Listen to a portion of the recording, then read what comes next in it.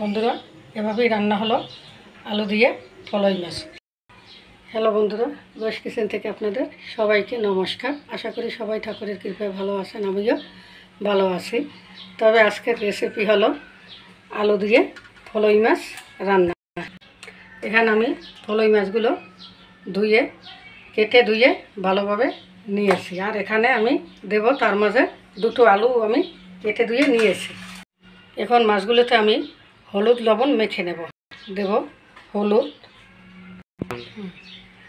আর দেব পরিমাণ মতন লবণ। এখন আমি মাছগুলো ভালো করে লবণ হলুদে মেখে নেব।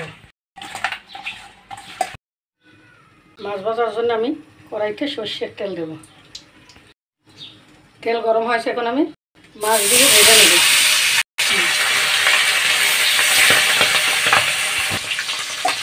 সবগুলো মাছ একসঙ্গে যাচ্ছে না, তাই আমি এগুলো পরে দিয়ে ভেজে নেব। মাছ ভাজার একটু হয়ে গেছে, আমি আরেকটু তুলতে দেবো। দেখুন কত লাল হয়ে গেছে।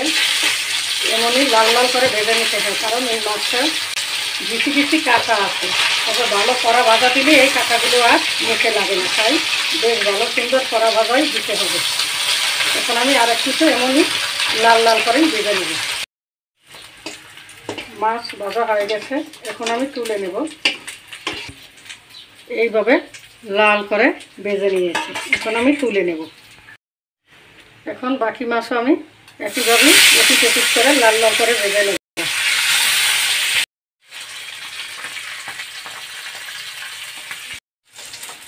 বাকি মাছগুলো ভাজা হয়ে গেছে, একইভাবে লাল লাল করে এখন আমি তুলে নেব। মাছ রান্না করার জন্য আমি কড়াইতে আবারও সর্ষের তেল দেব। তেল গরম হয়েছে, এখন আমি আলুগুলো দিয়ে ভেজে নেব। আলুগুলো আমি একটু লাল লাল করেই ভেজে নেব।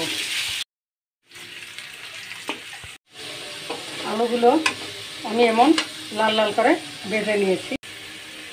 এখানে আমি মশলা বেটে নিয়েছি, জিরে এবং কাঁচা ঝাল। দেবো পরিমাণ মতন লবণ আর দেবো হলুদ গুঁড়া। এখন আমি মশলাগুলো আলুতে দিয়ে কষিয়ে নেব।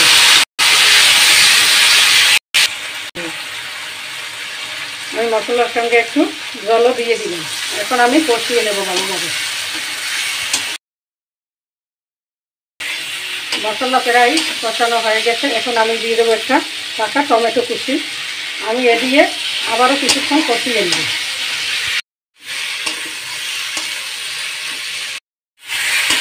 মশলা কষানো হয়ে গেছে, এখন আমি দিয়ে দেব জল।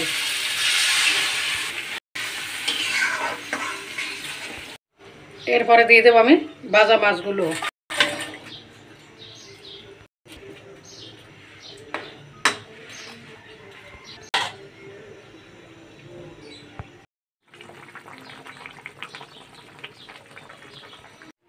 মাছ রান্না হয়ে আসছে, এখন আমি দিয়ে দেবো ধনেপাতা কুচি।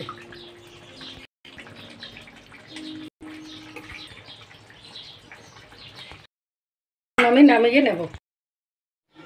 বন্ধুরা, এভাবেই রান্না হলো আলু দিয়ে ফলই মাছ। মাছগুলো খেতে কিন্তু অনেকটাই মজাদার। এভাবে আপনারা একবার বাড়িতে বানিয়ে দেখবেন, আমাদের সাথে থাকবেন, চ্যানেলটিকে সাবস্ক্রাইব করবেন, লাইক কমেন্ট শেয়ার করবেন।